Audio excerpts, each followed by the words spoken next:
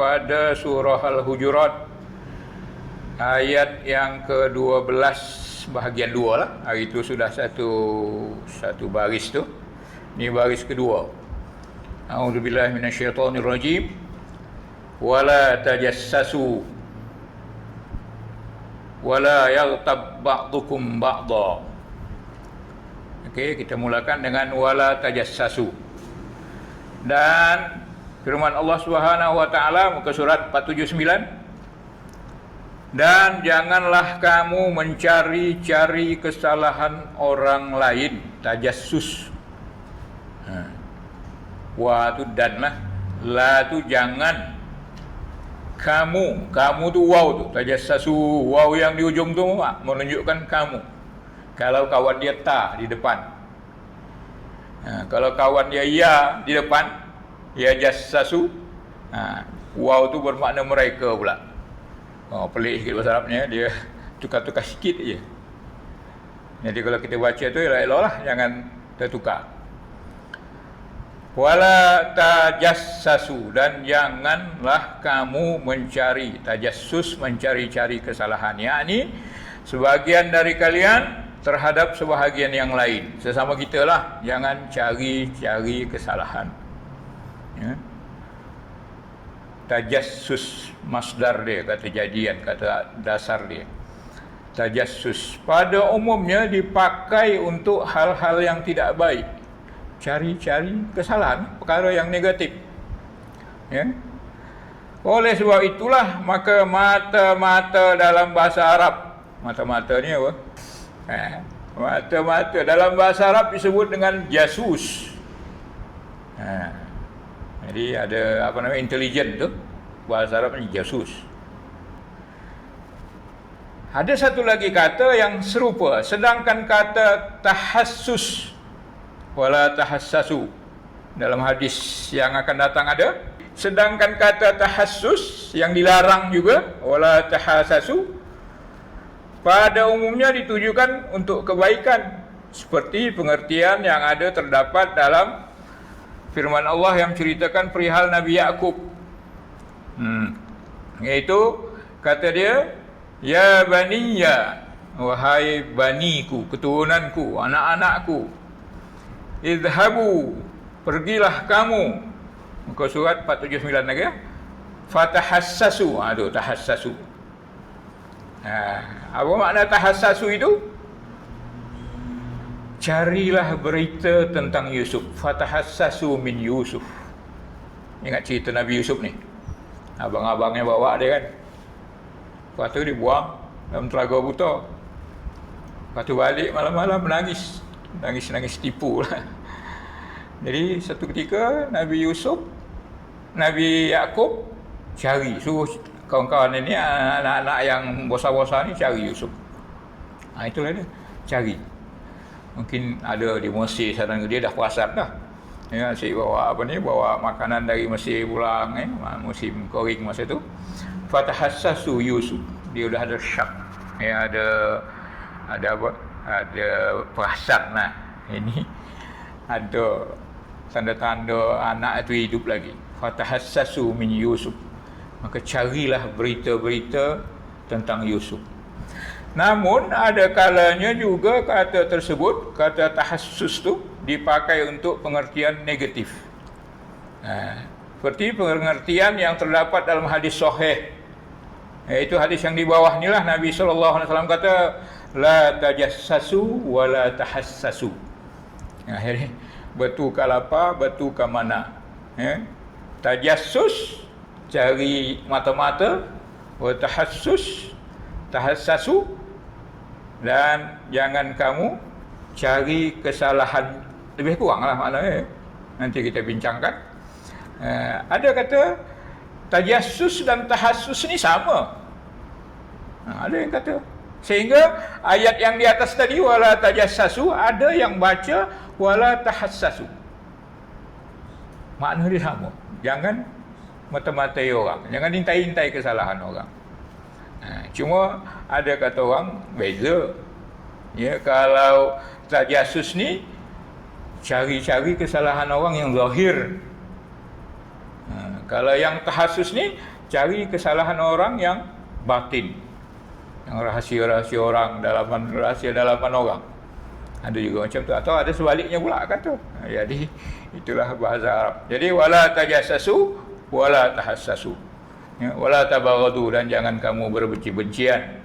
Ya, wala tadabaru, jangan kamu tadabur. Tu muka surat 49 bawah tu, tadabur. Ya, Imam Auza'i kata ada tadabur, terangkan makna tadabur tu. Maknanya boikot, berseteru, sebagaimana kita dah bincang.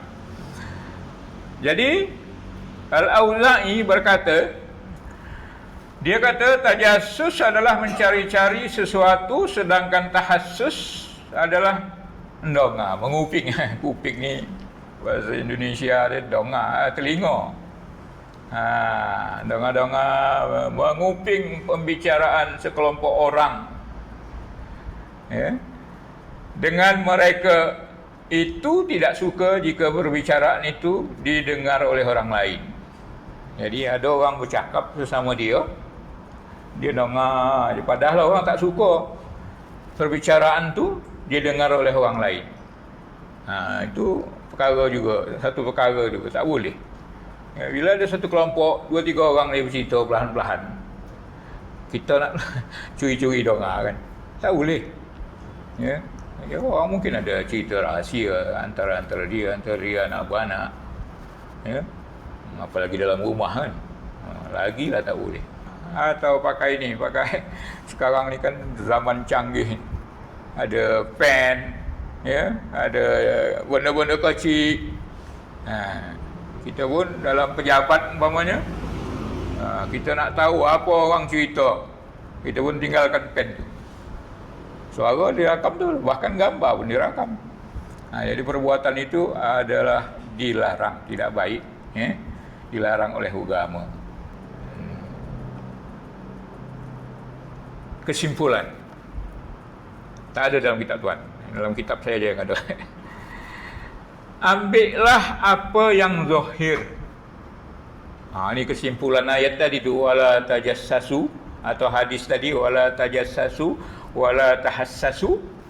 Ambil apa saja yang zahir daripada keadaan orang ramai, yang zahir je lah. Tak boleh kita nak korek-korek rahsia orang, ya, berdosa. Dan jangan kamu cari-cari hal-hal batin orang. Jadi yang zahir je lah, ya. Batin itu bukan urusan kita, itu urusan Allah Subhanahu Wa Taala. Ya, jangan kita nak korek-korek atau rahsia-rahsia mereka, ya, tak boleh. Atau aurat mereka dan aib-aib mereka, perkara-perkara yang memalukan mereka, kita congkel-congkel, cari-cari, risik-risik. Maka sesungguhnya siapa-siapa yang mencari-cari tahu aurat manusia, fadahahullah, Allah akan malukan dia. Siapa-siapa yang mencari kelemahan, keburukan orang lain, Allah akan malukan dia besok, sebagaimana ada hadis Sunan Nabi Daud 4880 dari Abi Barzah Al-Aslami, dia berkata Rasul sallallahu alaihi wasallam bersabda, wahai sekalian orang-orang yang beriman dengan lidahnya tapi belum masuk iman itu ke dalam hatinya, la taghtabul muslimin, jangan kamu mengumpat orang-orang Islam. Wala tattabi'u auratihim, jangan cari-cari tahu, memata-matai aurat mereka, mencari-cari keburukan mereka, keaiban mereka. Fa inna man ittaba'a auratahum yattaba'allahu auratahum. Siapa-siapa yang mencari-cari aib, kelemahan, keburukan orang-orang Islam, Allah akan cari keburukannya. Kalau kita mungkin tak jumpa kan, tapi kalau Allah cari keburukan kita, pasti jumpa. Itulah akan dipaparkan besok. Jadi tutupi rahasia orang, tutupi keaiban orang, Allah tutupi aib kita. Itu cara dia. Tapi kalau kita korek-korek, Apalagi kita sambungkan, viralkan pula di kalangan kita, Allah akan balas macam itulah. Fa innal jaza min jinsil amal. Balasan pada kita adalah sesuai dengan amal yang kita buat. Kalau kita buka rahsia orang, Allah buka rahsia kita. Kalau kita tutup rahsia orang, Allah Taala tutup rahsia kita. Tengok tu. Wa may yattabi'illahu auratahu, siapa yang Allah bukakan, Allah cari-cari kesalahannya, yafdahu fi baitihi, Allah akan bukakan keaiban dia walaupun dia dalam rumah. Pada hadis yang lain dia kata fi qa'ri baitihi, pada dalam rumah dia, tengah-tengah rumah dia tu ada perkara-perkara yang buruk, Allah akan bukakan. Tengok tu. Kita sekadar tahu hal orang di luar tadi, tapi balasannya kepada kita, Allah bukakan aib-aib yang ada dalam bilik kita. Oi, malu tuan-tuan, malu kita. Jadi siapa yang menutupi keaiban saudaranya, Allah akan tutupi aib. Siapa yang buka, ni cara Allah Taala. Hukum hadis ni adalah hasan sahih. Ada hadis lagi dari Muawiyah. Ni tak ada lagi di kitab tuan. Dari Muawiyah bin Abi Sufyan, dia kata, aku pernah dengar Nabi SAW kata, innaka inittaba'ta auratin nas absattahum au kitta an tufsidahum. Hadis sahih Abi Daud juga. Sungguhnya engkau bila cari-cari kesalahan, kekurangan atau aurat manusia, maka samalah engkau telah merosakkan mereka atau hampir-hampir merosakkan mereka. Jadi berat. Maka bila dah macam ni ancaman-ancaman membuka aib orang, mencari-cari aib orang, maka itu adalah sebahagian dosa besar. Jadi tuan-tuan, takut kita sebenarnya. Kita ni banyak aib. Yalah, kita sama kita ni tak nampak kan, tapi di belakang kita aib kita banyak. Nak Allah bukakan ke? Na'udzubillah. Jadi cara dia supaya Allah tutupkan kita, aib kita, maka tutupkan aib orang. Pejam mata dengan salah orang. Yang tak elok-elok sama orang tu, jangan ambil tahu, jangan dibuka, jangan sampai viralkan pula lagi. Diam aja. Tak ada faedah pun. Bukannya kita apa? Kita dapat habuan dunia, akhirat lagi lah tidak. Yang selalu buat masuk-masuk YouTube ni, dia akan dapat duit kalau ramai orang tengok tu. Jadi dia nak cari pengikut, pengunjung dia, viewer dia, maka dia akan cari berita-berita sensasi. Itu dia orang punya lah. Tapi tengoklah besok macam mana besok rahsia dia dibuka oleh Allah Subhanahu Wa Taala. Jadi kita tidak pun di YouTube, di WhatsApp jangan. Ini jaga. Nauzubillah. Mudah-mudahan Allah lindungi kita daripada kerja yang diharamkan ini. Wala yaghtab ba'dukum ba'dha. Ini ada hukum tajwid situ. Idgham Idgham tamasul. Ada kata tamasul saghir. Tamasul ni banyak pula. Di antaranya saghir lah. Bila satu huruf yang sama, ba dengan ba, satu mati, satu hidup. Yaghtab ba'dukum. Jadi tak payahlah dikolkolahkan tu. Wala yaghtab ba'dukum. Cara membacanya tak macam tu. Idghamkan saja, masukkan saja. Wala yaghtab ba'dukum ba'dha. Kemudian mim mati jumpa ba. Ada yang kata buka mulut tipis serupa dengan nun mati jumpa ba. Ada yang kata tidak. Saya yang terbaru, itu lama saya dah amalkan terbuka mulut tu.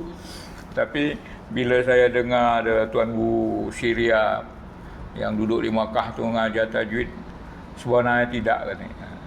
Katup mula. Jadikan dia betul-betul ba'dukum ba'dha. Pulang tuan-tuan lah, ikut Tuan Guru yang mengajar lah. Kalau boleh saya perdengarkan bacaan ni. Bacaan Husari. ولا تجسسوا ولا يغتب بعضكم بعضا.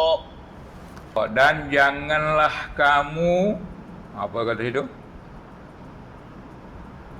Menggunjing sebahagian yang lain. Ini larangan baru. Jadi dalam ayat 12 ni ada 3 larangan.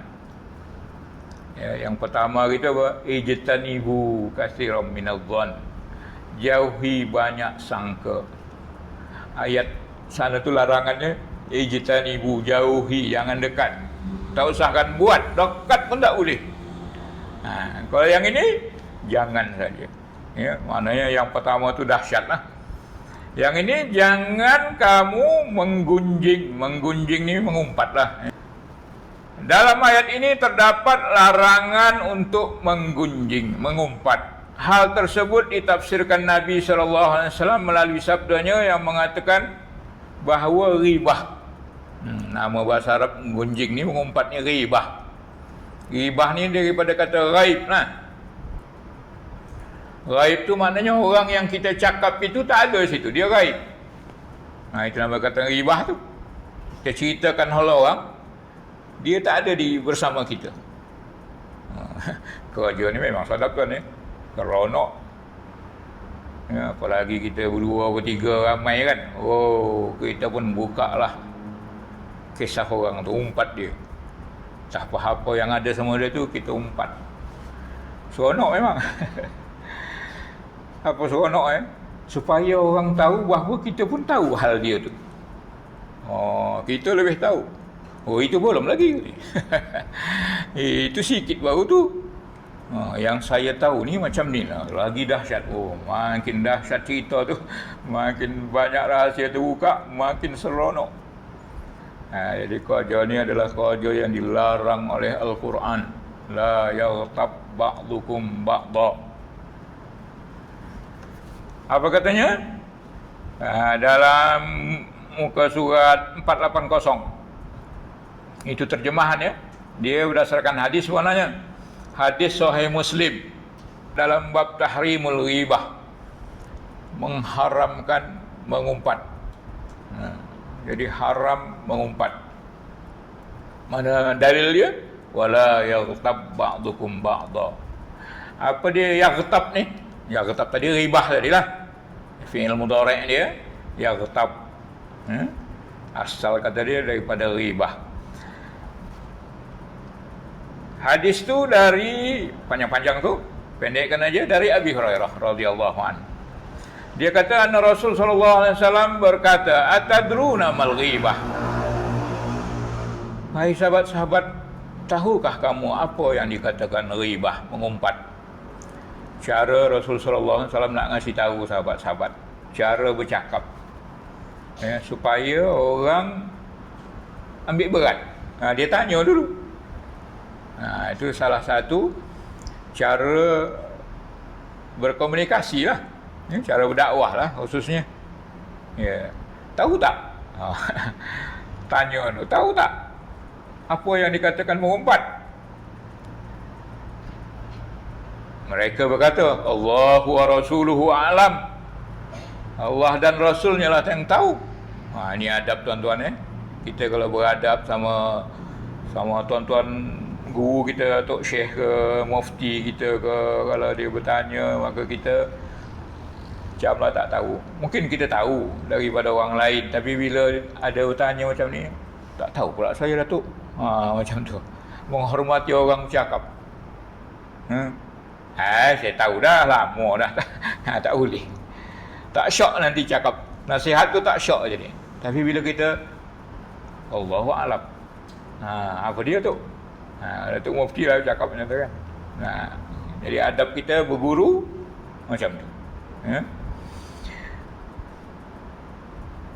Apa dia? Zikruka akhaka bima yakrahu. Ada dalam situ kan? Perbicaraanmu tentang saudaramu yang tidak dia sukai. Dalam hadis tu, zikruka, engkau zikir, sebut. Kau sebutkan saudara engkau bima yakrahu, yang dia tak suka disebut-sebut benda tu. Maknanya aib dia lah, kekurangan dia lah. Kita sebut kekurangan saudara kita yang dia tak suka perkara tu disebut-sebut. Umpatlah nama itu kan. Cuma kadang-kadang kita orang Melayu ni itulah dia. Ni bukan mengumpat ni ya, terkonang. Nak menghalalkan umpat tadi tu. Padahal buat kata orang Medan, pulut sama lombang, ketupat sama lombang sama dari pulut. Mengumpat dan terkonang sama-sama dari mulut. Maknanya dosa dia sama.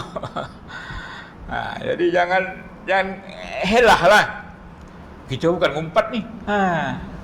Tu cara dia nak menghalalkan. Kalau dah cerita orang, ngumpatlah namai. Sama ada betul cerita tu, sama ada tak betul, asalkan cerita keburukan orang, saudara kita yang Muslim ni, maka dilarang. Kita jaga saudara kita. Kita jaga kita. Innamal mu'minuna ikhwah. Jadi ada sahabat tanya, afara'aita in kana fi akhi ma aqul? Ya Rasulullah, macam mana pendapat baginda kalau apa yang saya cakap tu memang betul? Maka kata Rasulullah sallallahu alaihi wasallam, in kana fihi ma taqulu faqad irtabtahu. Kalau yang kau cakapkan tu memang ada pada saudara tu, itulah engkau mengumpat. Wa in lam yakun fihi, kalau tak ada benda tu sama dia, faqad bahattahu, engkau telah berbuat dusta padanya. Jadi tuan-tuan, mengumpat ni adalah dosa besar. Dosa besar. Mengapa? Karena terdapat peringatan keras, muka surat 480. Kerana itulah Allah menyamakan pelakunya dengan orang yang memakan bangkai saudaranya. Berat ya. Siapa sanggup makan bangkai? Makan bangkai pula bukan bangkai orang lain. Mayat saudara kita makan yang sudah mati. Memang mustahil ya. Itulah yang dikatakan dalam firman tadi. Ayuhibbu ahadukum an ya'kula lahma akhih. Jadi balasan orang yang mengumpat saudara dari tadi tu, adakah di antara kamu suka makan daging saudaranya maitan yang dalam keadaan dah mati? Fakarihtumu, tentu kamu tak suka kan? Jadi itulah dia ancaman dia. Artinya, sebagaimana kalian tidak suka makan bangkai saudara sendiri, maka janganlah mengumpat, kerana hukumnya lebih berat dari itu. Ayat tersebut memberikan peringatan agar kita menjauhi ghibah. Jijik. Bila benda yang menjijikkan, kita lari. Bukan kita makin seronok. Cuma kita ni macam tu lah. Dah terbiasa ikut nafsu. Kalau dah ngumpat nama tuan-tuan, tak kira lelaki perempuan Orang kata perempuannya ramai, banyak ngumpat, membawang. Bahasa moden dia membawang. Supaya lelaki pun macam tu.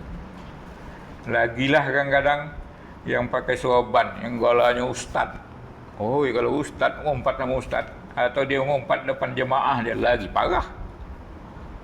Kadang-kadang dia tak sebut nama, tapi iras-iras nama tu, iras-iras orang tu tahu. Bosa sorban. Bosa gola tu. Gola al-ustaz kabir. Tapi dia mengumpat ustaz yang lain. Seakan-akan dia tak pernah baca ayat ni. Jadi na'udzubillah lah. Kita ni walaupun tidak ustaz, jauhilah ustaz lagi lah. Kalau syaitan yang sama kita orang awam ni mungkin private kan. Tapi kalau syaitan yang sama ustaz tu, Allahu Akbar, ya jenderal semua. Jadi sama. Kesudahannya sama lah. Gangguan tu memang ada. Lagi kuat gola ustaznya, lagi bosa sahabatnya, lagi banyak bolitnya, kata orang kan. Betul kan? Bosa sahabat tu kalau bosa, tentu bolit dia pun bosa. Bolit sahabat tu lah. Jangan salah faham pula. Rasul SAW ni tambah lagi supaya kita lari daripada umpat. Satu budaya yang seronok bila kita buat. Tentang orang yang meminta lagi pemberiannya. Kal kalbi yaqi'u thumma yarji'u fi qai'ihi. Seperti anjing yang muntah lalu menelan kembali muntah. Disamakan juga macam tu. Makan daging orang tadi itu serupa dengan makan muntah. Ya, memang menjijikkan. Rasulullah berkata selepas tu, "Laisalana masalah su." Kita tak nak sebenarnya cerita-cerita yang buruk ni. Ya, ada dalam Fathul Bari. Kemudian disebutkan lagi muka surat 481 tu disebutkan dalam berbagai kitab sahih hasan. Ya, hadis-hadis sahih, hadis-hadis hasan, bukan hadis-hadis lemah ya. Hadis lemah ni mungkin kita hadis ni tak kuat ni. Tidak, hadis-hadis sahih, hadis-hadis hasan yang bersumber dari berbagai jalur, berbagai riwayat-riwayat bahawa Rasul SAW pernah bersabda pada khutbah Haji Wada, ya, inna dima'akum wa amwalakum wa a'radakum alaikum haram kahurmati yaumikum hadha fi syahrikum hadha fi baladikum hadha. Sesungguhnya darah kamu, harta kamu, dan a'rad, kehormatan, ya, harga diri kamu adalah haram atas kamu semua. Jadi tak boleh kita nak jarah, tak boleh kita nak runtuhkan, rendahkan harta, tak boleh makan, apalagi darah tak boleh bunuh, ditumpahkan. Harga diri, kehormatan seseorang tak boleh kita rendahkan dengan cara menyebut keburukannya. Semuanya itu kepada kamu itu haram. Tak boleh nak direndahkan, dibunuh, tak boleh nak dicuri. Sama serupa dengan kehormatan, ketinggian yaumikum hadza, hari kamu ini diceritakan di padang Arafah, khutbah Haji Wada di padang Arafah, sedang wukuf di Arafah tu, situlah orang berkumpul. Maka Rasul SAW sampaikan ini, maknanya penting, sebab waktu tu waktu puncak ibadah haji, al-hajju Arafah. Haji itu puncak di Arafah tu lah. Jadi walaupun dia kerja haji, tapi Rasulullah selitkan khutbah dia yang ini supaya orang ambil berat. Serupa dengan haramnya, kemuliaannya hari kamu ni, hari Arafah pada bulan haji. Ini bulan haji ni di antara bulan-bulan yang dihormati, bulan-bulan besar. Iaitu Dzulqa'dah, mulai Syawal, Dzulqa'dah, Dzulhijjah. Fi baladikum hadza, di negeri kamu ni, tanah haram Makkah. Haram. Jadi 3 kebesaran ni. Masa saat-saat wukuf Arafah, hari apa? Bulan haram, bulan hebat, bulan mulia, dan di negeri yang mulia. Kemudian ada lagi, Abu Daud meriwayatkan dari Abi Hurairah radhiyallahu an, Rasul sallallahu alaihi wasallam ada mengatakan, kullul muslim alal muslim haram. Haram, muslim, setiap muslim pada muslim itu haram. Apa yang haram? Maluh, hartanya, wa irduh, dan kehormatan dia, harga diri dia, wa damuh, dan darah dia. Semua tu tak boleh diganggu. Hasbu mri'in minasyarri an yahqira akhahul muslim. Cukuplah seseorang itu jahat minasyarri, cukuplah orang tu digelar dia sebagai jahat, sebagai apa lagi? Sebagai pengkhianat, dia merendahkan saudara muslim yang lain. Kalau kita nak katakan orang tu jahat, macam mana tanda orang jahat? Salah satu tanda dia sebut saudara dia tu dengan perkara yang merendahkan dia. Masuklah mengumpat.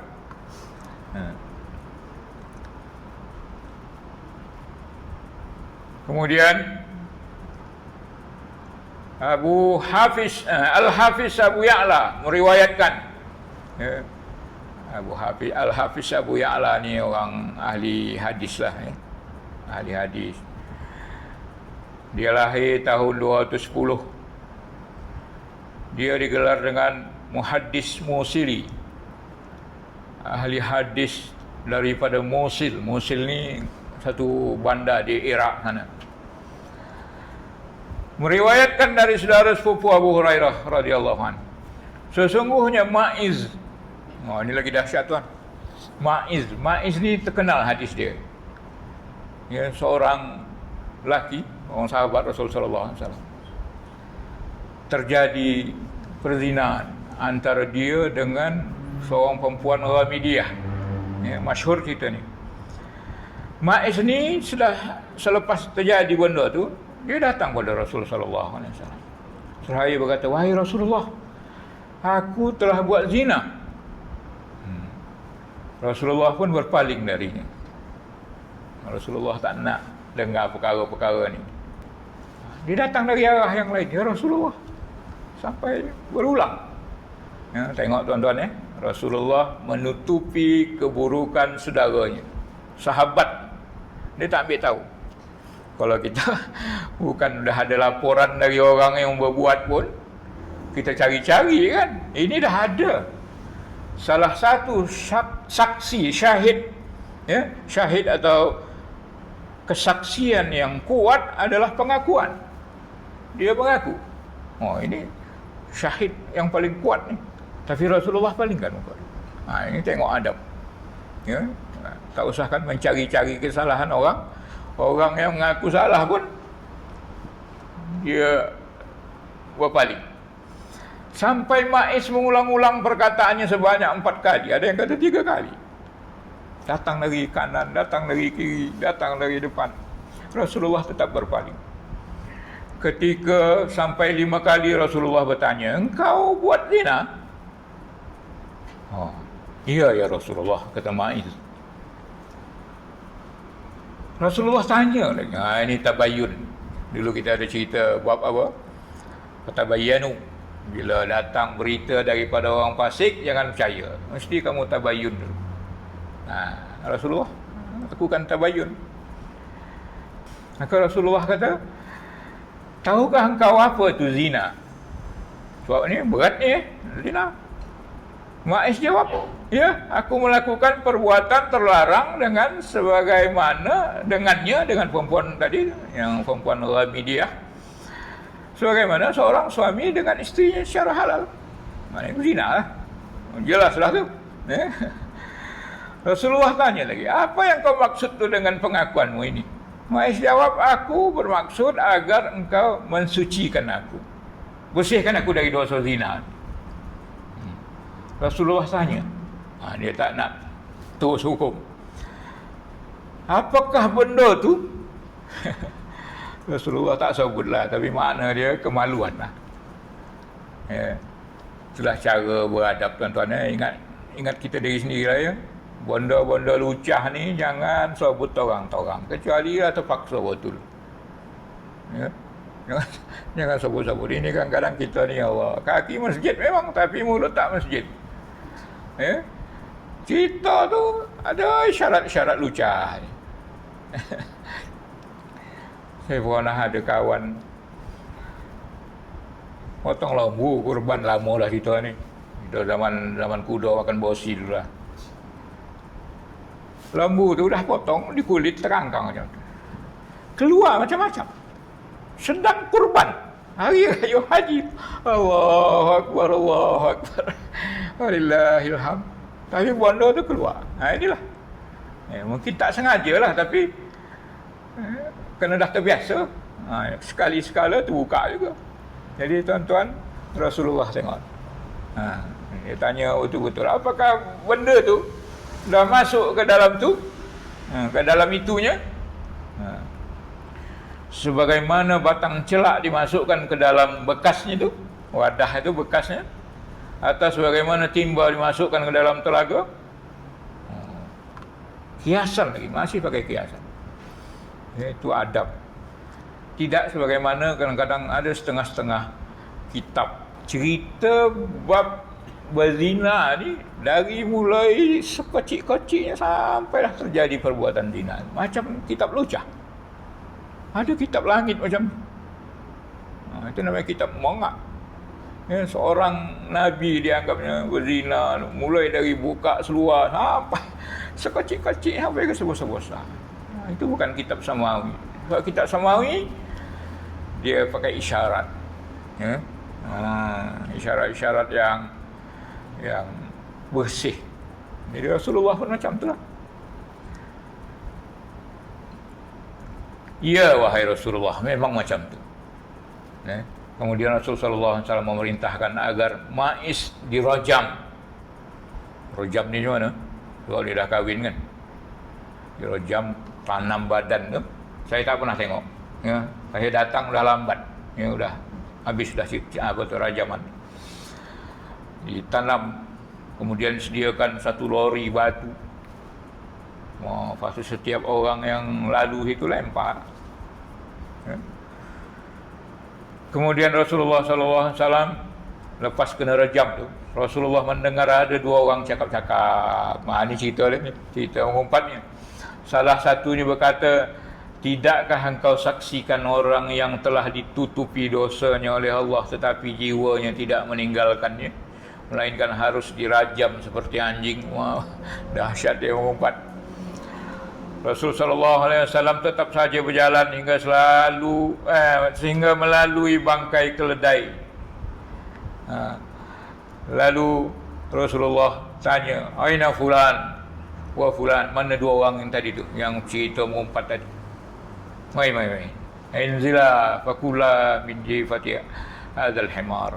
Mai tuan-tuan, kau makan himar ni, kamu berdua makan keledai yang dah mati ni. Mereka berkata, ghafarallahu laka ya Rasulullah, semoga Allah ampunkan kau ya Rasulullah. Ini orang Arab, bila dia marah, dia berdoa, ghafarallahu laka, atau samahakallah, orang biasa macam tu, atau Allah yahdik, semoga Allah memberi hidayah kepadamu. Jadi cara marah tu pakai doa. Termasuklah ni, wahal yu'kal hadha, adakah bangkai himar ni nak dimakan?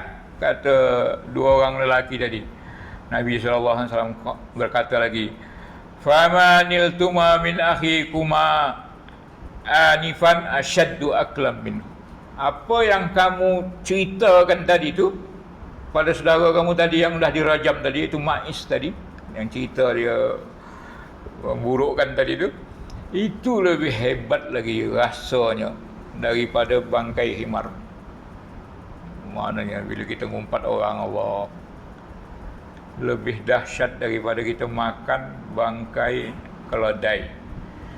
Lalu Rasulullah kata, wallazi nafsi biyadih, demi diri ini di tangannya, innahul an lafi anharil jannah yanghamisu fiha, sungguh dia sekarang ni Ma'is tu, Ma'is yang mati dirajam tadi kerana nak mensucikan jiwanya, dia sedang berada di dalam sungai-sungai surga, sedang berenang-renang, tenggelam di sana.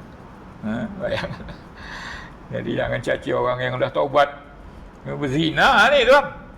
Kalau sekadar hisap dadah, lepas tu dia masuk balik ke masyarakat, tak boleh kita caci. Yang bosa macam ni pun dia bertaubat, masuk surga. Apalagilah dosa sekadar hisap daun ketum dan sebagainya.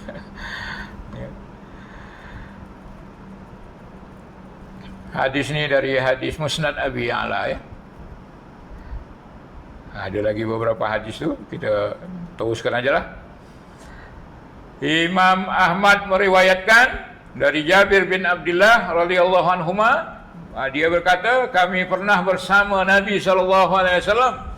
Tiba-tiba bau bangkai menyengat berhembus. Ramai-ramai tercium bau bangkai. Rasulullah bertanya, tahukah kalian bau apa ni? Cara Rasulullah kan tak cakap kan. Dia tanya, tahukah bau apa ni? Ini adalah bau orang-orang yang suka mengumpat sesama dia tadi. Na'udzubillah. Jadi dosa orang mengumpat tu, bau badannya tu mengumpat.